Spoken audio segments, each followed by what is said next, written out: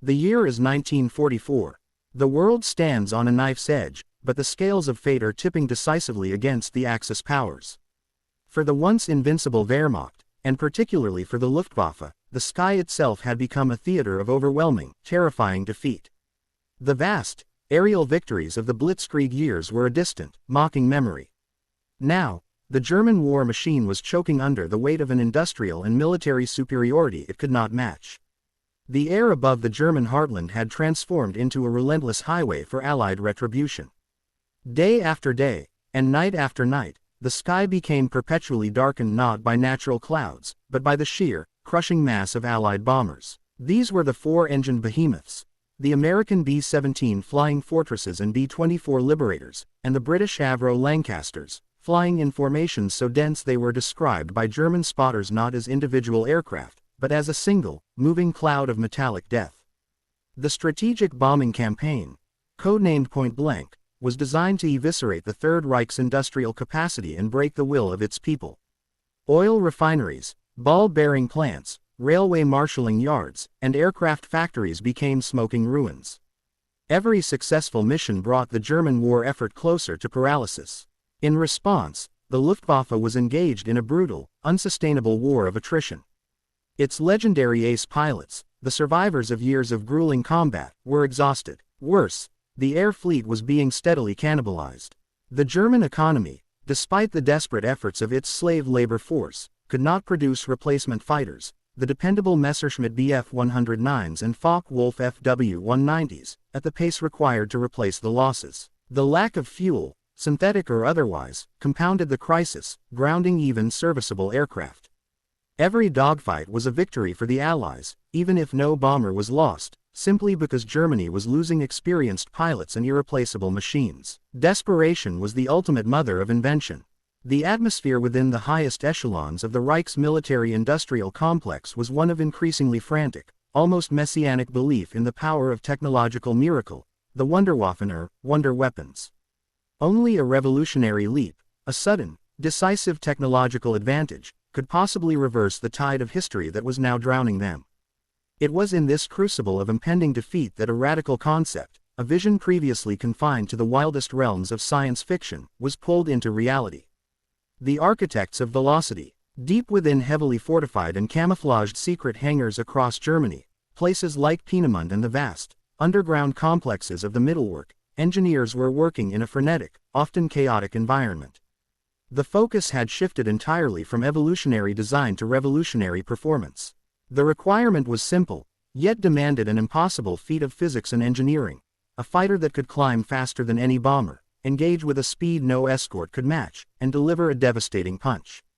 At the heart of this ambition was the genius and obsessive drive of Dr. Alexander Lippisch. Lippisch was a pioneer of tailless and delta-wing aircraft, a visionary who had long been exploring the theoretical advantages of radical aerodynamics.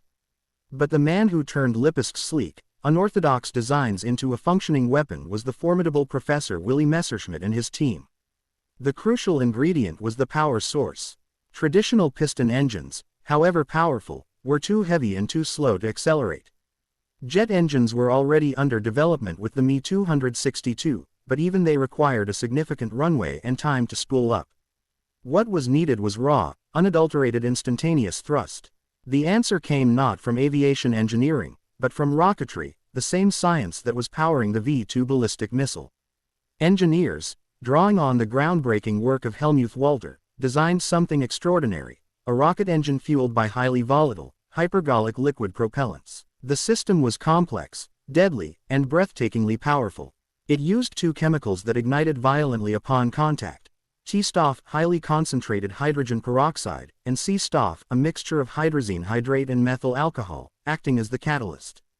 These compounds, often referred to by the engineers as hot and cold fuel, were so corrosive and unstable that they were, in effect, liquid explosives. T-Stoff could turn a drop of water into a toxic, superheated steam cloud, and C-Stoff was violently poisonous. Working with them required specialized protective gear, and a spilled drop on a pilot's uniform meant instant, agonizing incineration. The aircraft was therefore known, fearfully, as the Krafte, the power egg, or more ominously, the flying coffin. The birth of the comet. The machine born of this dangerous ambition was the Messerschmitt Me 163 comet. It was unlike any plane the world had ever seen. It didn't need a runway. Its design was based on the concept of takeoff assisted by a jettisonable dolly. The pilot would taxi the fighter onto a lightweight, wheeled trolley. With the rocket engine roaring, producing a searing, blinding jet of steam and fire, the comet would rocket into the air, shedding the undercarriage upon liftoff. It didn't need propellers. It was pure, unadulterated rocket power. Once airborne, the comet's performance figures were simply staggering, shattering every existing record for manned flight. The Me 163 could climb at a dizzying rate of up to 16,000 feet per minute, a nearly vertical ascent that left even the fastest Allied escort fighters in its vapor trail. It reached operational altitudes above the bomber streams in a matter of minutes, a time frame that a conventional fighter took nearly a quarter of an hour to achieve. Its top speed was equally revolutionary. While Allied fighters struggled to exceed 400 miles per hour, the comet could scream through the upper atmosphere at speeds approaching 600 miles per hour, nearly 960 kilometers per hour. It was so fast that Allied pilots who first encountered it mistook it for a hallucination, a gray blur streaking through the sky. The plan was brilliant in its ruthless simplicity. The comet would intercept the bomber stream at high altitude, powered by its roaring rocket engine. It would be armed with two potent 30mm Mk108 cannon, guns capable of tearing apart the wing of a heavy bomber with just a few explosive shells. The speed advantage would give the pilot one pass, a single, terrifying, head-on attack run, before the comet's momentum carried it far beyond the range of any defensive fire. Then, inevitably, came the terrible, intrinsic flaw of the rocket. The fatal flaw. The extraordinary thrust and velocity came at an equally extraordinary cost: endurance. The immense power required to drive the comet to such speeds consumed its volatile propellants at a ruinous rate. The Walter HWK 109-509 engine, for all its power, could only fire for approximately 8 minutes. 8 minutes. That was the entirety of the powered flight time for a mission. After that brief, explosive burst of rocket power, the comet became nothing more than an exquisitely designed, unpowered glider. The pilot, now silent and gliding, was forced to execute a dead-stick landing, using a retractable skid beneath the fuselage, often near the very base they had just defended. This made the comet incredibly vulnerable to any Allied fighter patrolling below, transforming the final, slowest phase of the mission into a terrifying game of cat and mouse. The Me 163 comet was a machine so fast it could, theoretically, change the war, or so the desperate minds in the German high command convinced themselves. It was an ultimate interceptor, a true point defense fighter designed only to attack and destroy the bomber fleets. It was the epitome of the Wunderwaffe concept, a Hail Mary pass built of advanced science, dangerous chemicals, and the desperate hope of stopping the unstoppable. The promise was simple: an invincible aircraft that could clear the skies of the enemy. The reality would prove infinitely more complex, terrifying, and tragic. The comet was not a savior. It was a desperate, fleeting echo of a lost technological supremacy, flying a short, brutal mission straight into the inescapable end of the Third Reich. The launch of the comet was a scene of apocalyptic spectacle. Unlike the dignified roll down a runway taken by conventional fighters, the Me 163's takeoff was a raw, explosive jolt of energy. The pilot, often strapped tightly into a cockpit already saturated with the dangerous, acrid smell of the rocket fuels, would ignite the Walter engine. The resulting blast was instantaneous and deafening. The hypergolic mixture created a tremendous, luminous plume of exhaust, a thick, reddish-yellow trail of superheated steam and combustion gases that stretched hundreds of meters behind the aircraft. This was not the subtle heat haze of a jet engine, it was the unmistakable signature of rocketry. With the thrust pressing the pilot deep into his seat, the comet shed its wheeled dolly with a clatter and began an almost vertical ascent. This was the comet's most terrifying advantage: its climb rate. Allied fighters, the legendary P-51 Mustang, the P-47 Thunderbolt, and the Spitfire, had spent years optimizing their performance, achieving climb rates of perhaps 3,000 to 4,000 feet per minute. The comet surpassed this benchmark by a factor of 5. It could leap from a standing start on the ground to the bomber's operational altitude of 30,000 feet, over 9,000 meters, in barely 3.5 minutes. To the bomber crews flying in the rigid, Defensive boxes. The warning was always the same. A sudden, brilliant flash on the ground, followed by a flaming comet streaking across the sky. It appeared below them as a dot, then rapidly swelled, accelerating from zero to lethal velocity as it punched vertically through the clouds, arriving amidst the vast formations in a matter of seconds. The experience was fundamentally disorienting for the enemy. The entire intercept, from ignition to attack, was completed faster than the Allied commanders could even react. There was no time to scramble a dedicated escort. The comet was already there, hovering above the bomber stream, choosing its prey. The speed of invisibility. Once at altitude, the comet's speed made it practically untouchable. The official performance envelope pushed the Mi-163 up to nearly 960 km per hour, approximately 600 miles per hour, but in a steep, shallow dive, the standard method of attack, pilots frequently broke the theoretical limits, approaching speeds of 1,000 km per hour or even more. The airframe, a masterpiece of low-drag aerodynamics, handled the velocity with surprising stability, even as the sound barrier whispered just beyond its reach. This phenomenal speed created a tactical vacuum for the comet.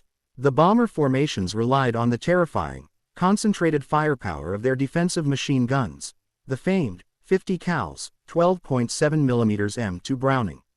AB-17 carried 10 or more of these guns, designed to fill the air around the bomber box with a deadly curtain of lead. Yet, against the comet, this firepower was almost useless. Allied gunners couldn't even track it. When a comet pilot initiated an attack run, he approached at a combined closing speed, fighter speed plus bomber speed, of well over 700 miles per hour.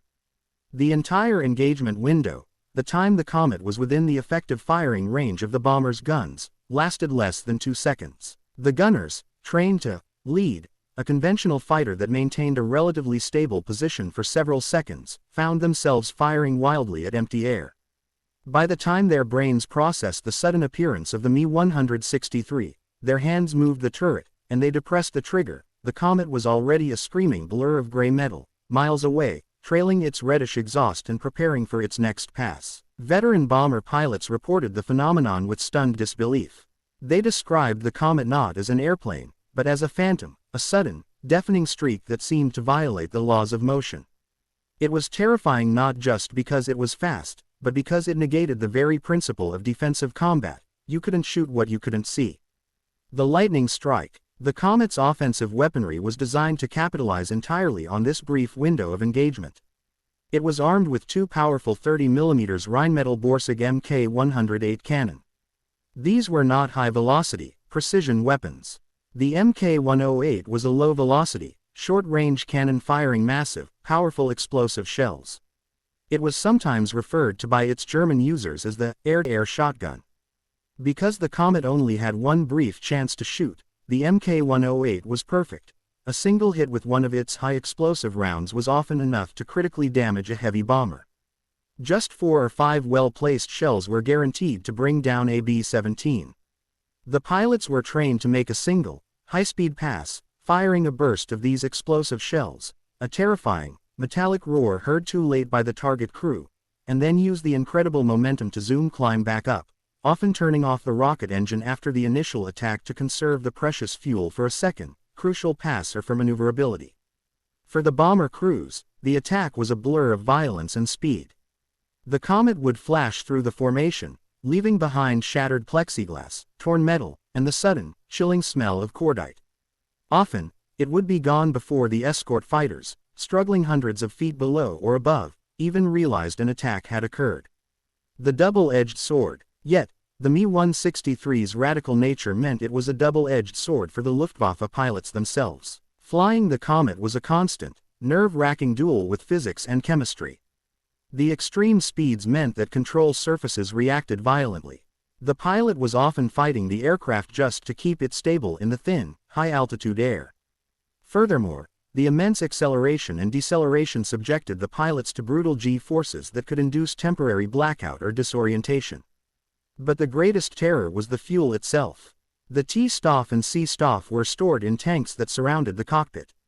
Even the slightest enemy fire could turn the comet into a spectacular, self-destructing fireball, incinerating the pilot instantly in a flash of superheated gas. Ground accidents were just as common. A hard landing, a ruptured fuel line, or an overzealous mechanic could result in an explosive incident. The comet, in a dark, ironic twist, was almost as dangerous to its own pilot as it was to the enemy.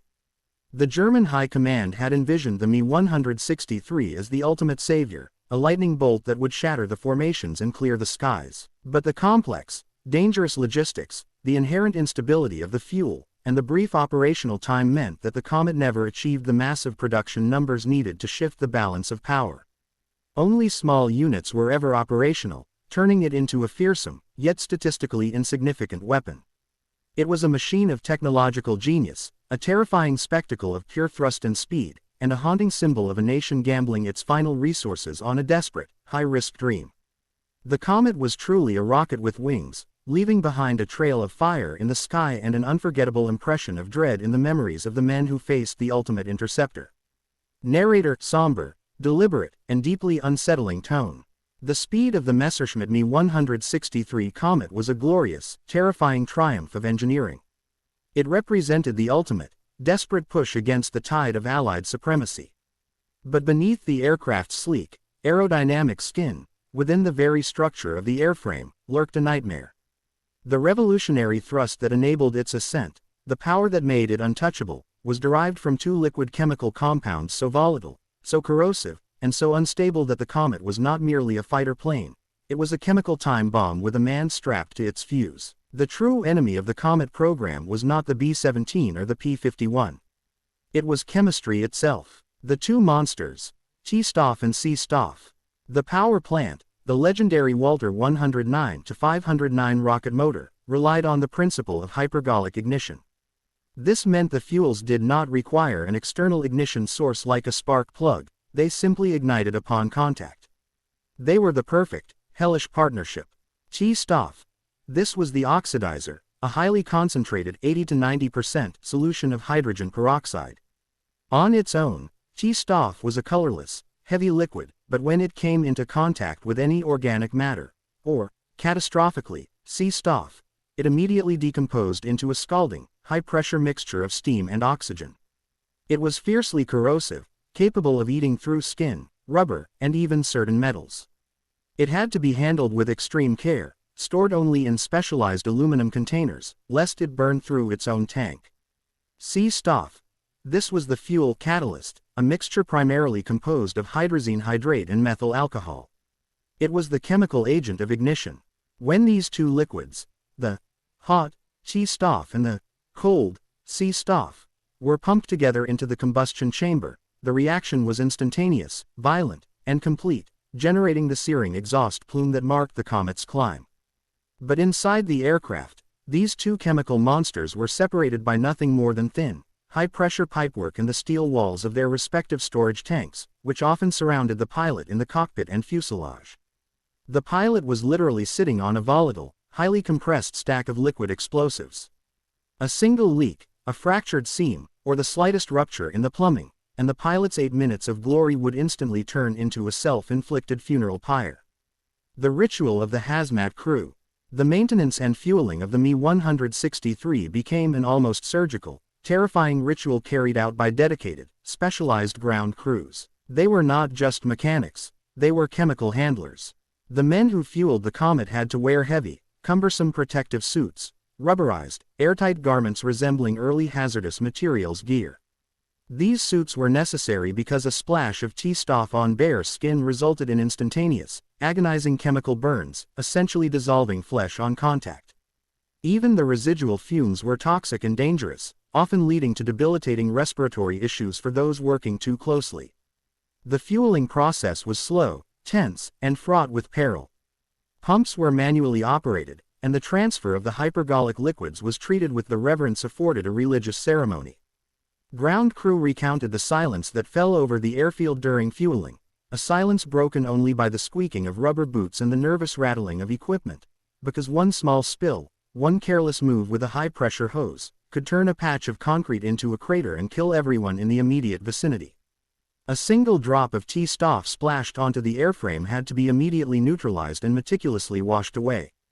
If left alone, the highly concentrated peroxide would relentlessly corrode the structural metal, silently weakening the wing spars or the control linkages. The comet was a high-performance machine built for speed, yet its own fuel was constantly trying to disintegrate it from the inside out. The catastrophe of takeoff. The comet's unique ground operation, the jettisonable two-wheeled dolly, was another source of high mortality. The moment the pilot ignited the engine, the plane roared to life, accelerating with such brutal force that any minor irregularity became a major threat. As the aircraft began to move, the dolly itself was prone to mechanical failure. A snag, a sudden break, or a wheel misalignment could cause the comet to wobble violently, potentially rupturing the pressurized fuel lines. Many comets, tragically, exploded on takeoff. In these catastrophic moments, the chemical integrity of the aircraft failed just as it achieved peak power. The T-staff and C-staff would mix, not in the regulated combustion chamber, but in the fuselage or the wing root. The resulting explosion vaporized the machine and the pilot instantly, leaving behind little more than a smudge of scorched earth and a sickening, chemically charged cloud. Even a successful takeoff was merely the first hurdle. Once the comet was airborne and the dolly detached, the plane's underbelly was exposed. The slightest damage to the fuselage in a dogfight meant risking a mid-air chemical reaction. The men who flew the Me-163 were not merely facing flak and enemy fighters, they were fighting a continuous, pressurized battle to keep two lethal liquids separated within feet of their bodies. The ultimate gamble: landing. If the comet was a rocket on ascent, it was a sleek, heavy stone on descent. The powered flight lasted only 8 minutes, and then the pilot had to execute the most demanding and perilous phase of the entire mission: the dead stick, powerless landing. The comet was designed to belly land on a retractable central wooden skid, using the perfect glide slope of its tailless design. The skill required was immense. The pilot had only one chance to hit the mark and bleed off speed before touching down. And here, the stored fuel became a weapon against its own crew. If the pilot misjudged the approach, if he came in too fast, too steep, or hit uneven ground, the resulting impact could be lethal. The jolt of the landing skid hitting the airfield was sometimes enough to rupture the nearly empty fuel tanks that still contained corrosive residue. The plane would skid, overturn, and in a terrifying, final moment, the residual T-staff and C-staff would mix violently. Many comets disintegrated on landing, trapping the exhausted, often injured pilot inside a chemical bonfire. Ground crews, knowing the volatility, could only watch in helpless horror as the fire consumed the aircraft and the man within seconds. It was a macabre, recurring scene that spoke volumes about the unsustainable nature of the Wunderwaffe. The grim calculus. The final, grim truth about the Messerschmitt Me-163 comet was that the pilot-loss ratio was catastrophic.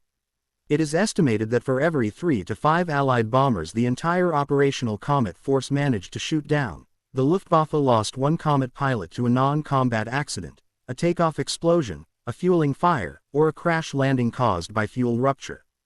The exact numbers remain disputed, but the terrible ratio is clear. The comet was designed to save Germany's most valuable asset, its industrial capacity, by sacrificing the enemy's. Instead, due to the extreme hazards of its power plant, the comet ended up disproportionately consuming the Luftwaffe's most precious, irreplaceable resource, its highly trained pilots. The men of JG-400 were heroes of a desperate age, willing to strap themselves into a hydrogen peroxide rocket ship for the survival of the fatherland. But the Me-163 comet, for all its revolutionary brilliance, was ultimately a testament to the fact that there are some scientific boundaries, and some logistical realities, that cannot be crossed without exacting a terminal cost. The dream of impossible speed was shattered by the nightmare of corrosive chemicals. The Messerschmitt Me-163 comet was a creature of paradox. It represented the peak of aerodynamic science and the most devastating concentration of pure thrust ever placed into a fighter. It was the ultimate interceptor, designed to kill. Yet, built into the very core of its design was a fatal, inherent weakness that negated its invincible speed, its operational time.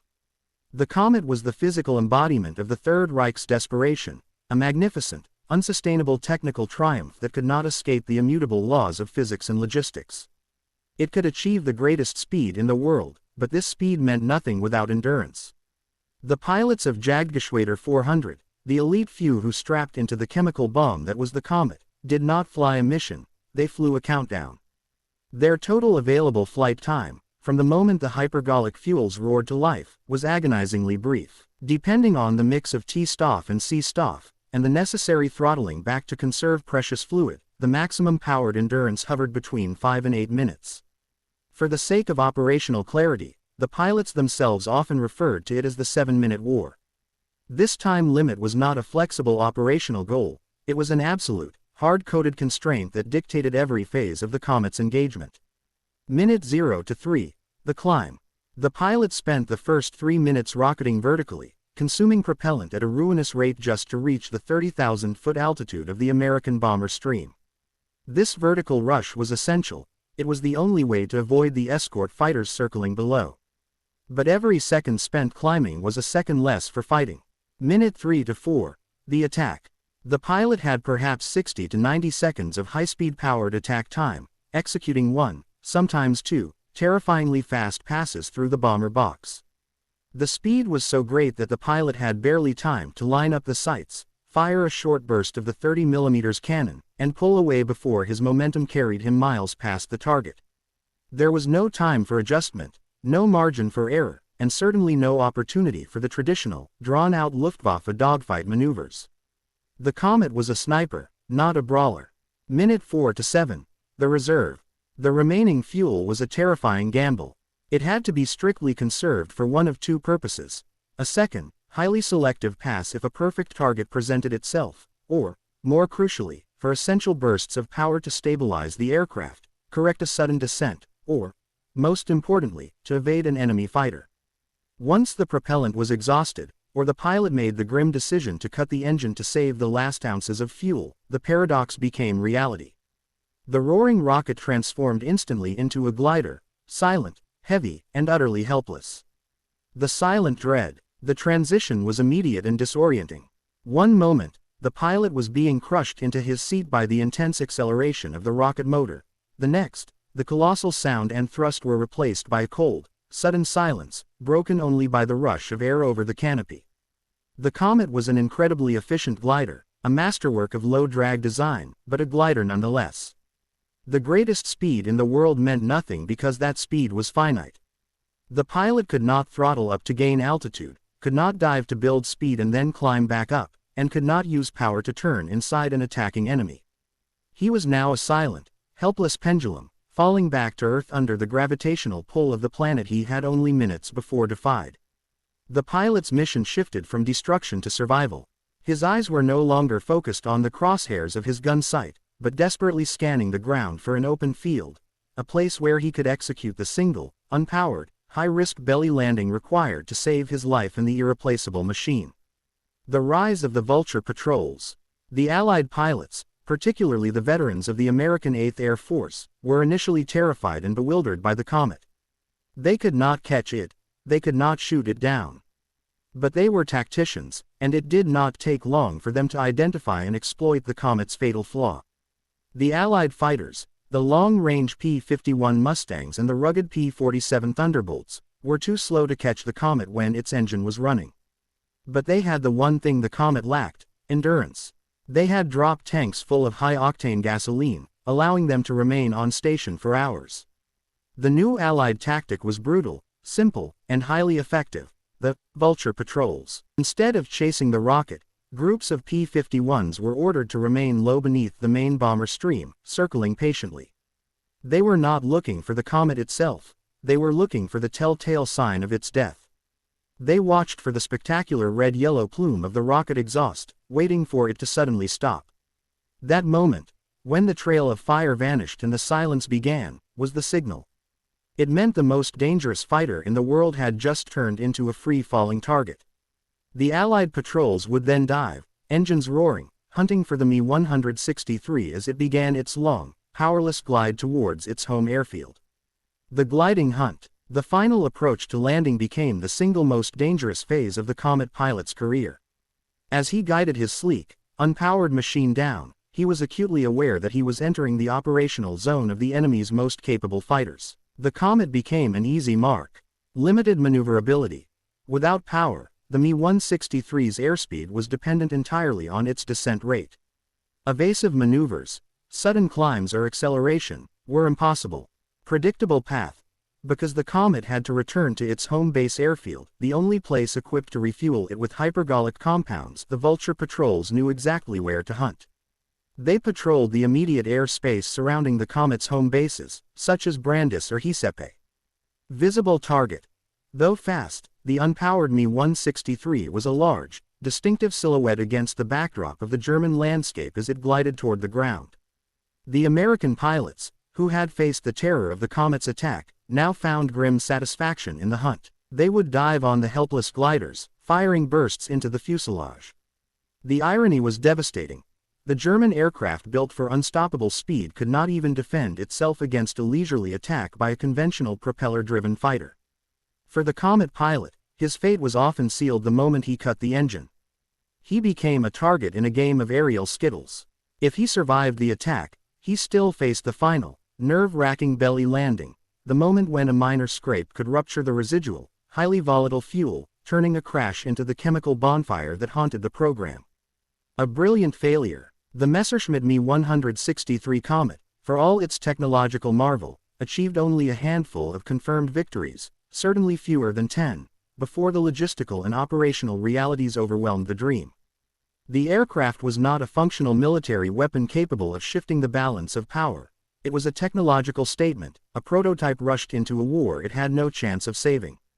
The Me-163's legacy is one of unfulfilled potential, a testament to the fact that advanced technology, deployed in desperation and burdened by fundamental flaws, cannot overcome a sustained, overwhelming advantage in production, resources, and simple endurance. The Comet pilot was a martyr to technology, strapped into a rocket designed to win a war in 7 short, explosive minutes. But the war itself lasted years, and 7 minutes was simply not enough time. The Messerschmitt Me-163 Comet, the rocket-powered chimera, was built to turn the tide of war. Its speed was its promise, a swift, decisive answer to the unending aerial assault on the German fatherland. Yet, as the final months of 1944 gave way to the brutal dawn of 1945, the tragic irony of the Comet program became inescapable. The aircraft that was supposed to represent the future of flight had arrived too late to influence the past. The last gasps of the Reich.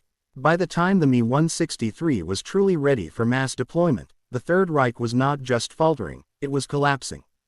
The relentless Allied strategic bombing campaign, which the Comet was designed to defeat, had already achieved its critical mass of destruction. Infrastructure. Germany's sophisticated rail network, the lifeblood of its military logistics, was mangled.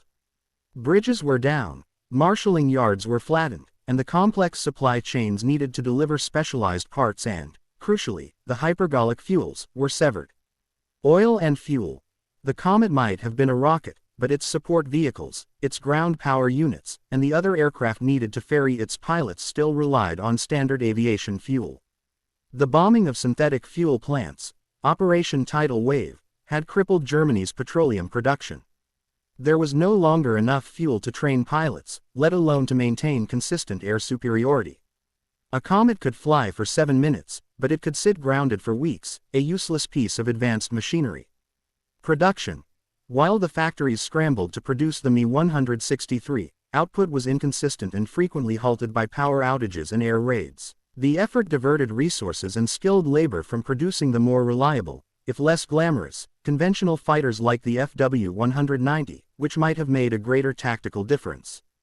The war was no longer being fought in the clean, high-altitude arena of the bomber stream, it was being fought in the desperate, muddy trenches of the Ardennes, and in the rubble-strewn streets of Berlin.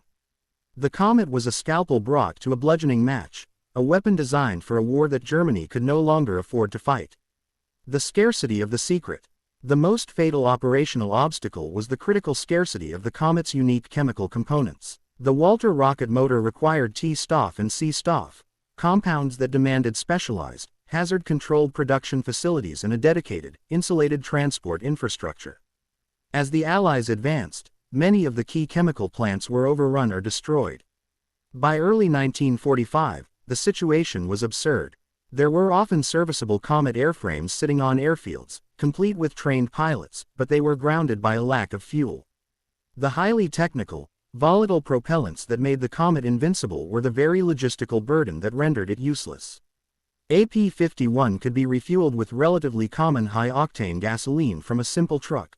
The Comet required a specialized convoy, a chemical hazmat crew, and pristine laboratory-grade supplies, all of which were now impossible to guarantee.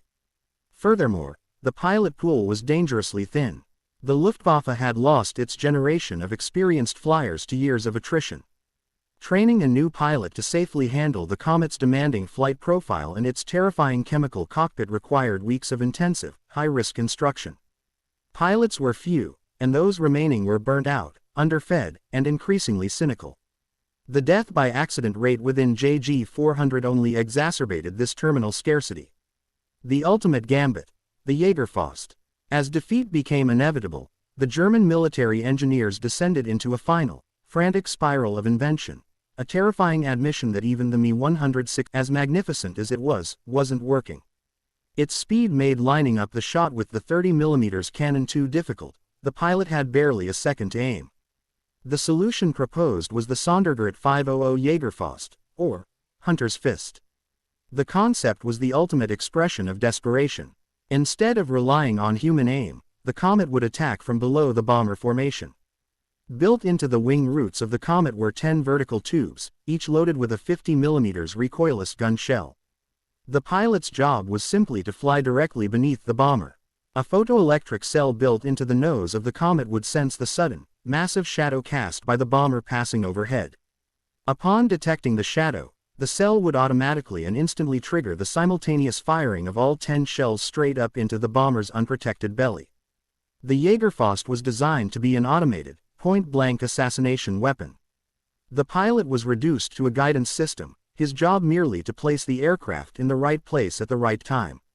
It was brilliant in its ruthless simplicity, yet profoundly symbolic of the end. The most technologically advanced fighter in the world had to be equipped with a mechanism that eliminated the need for the human pilot's skill in favor of a mechanical reaction, all because its phenomenal speed made accurate aiming impossible. The Jägerfaust saw extremely limited, documented operational use, but its existence confirms the tragic calculus of the Comet program: maximum speed with zero endurance and zero aiming time equals minimal effectiveness. The verdict of history: the Me-163 Comet, the machine that promised to be the Luftwaffe's messiah, ended its operational career with a pitiful tally.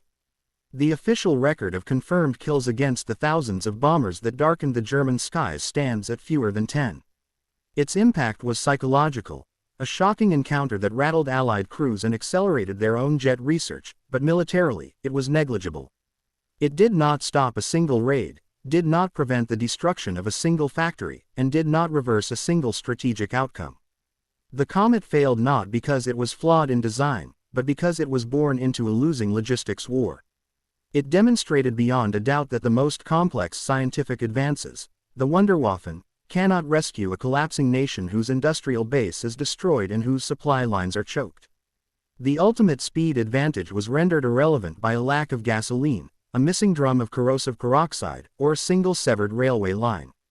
When the war finally ended in May 1945, the Comet airframes, along with thousands of gallons of its deadly hypergolic fuels, were captured by the advancing Allied forces. The technology immediately became a central component of the post-war race for aerospace dominance, contributing directly to the design of American, British, and Soviet high-speed interceptors and missile systems.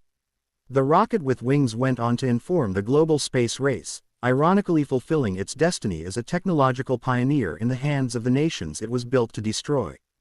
The Me-163 Comet had proven that man, through sheer ingenuity and a willingness to gamble on toxic science, could fly faster than bullets. But it could not fly faster than history itself. The technological marvel had arrived at the runway of fate just as the hangar doors of the Third Reich were irrevocably closing, leaving it as a spectacular, fiery epitaph for a war that was already lost.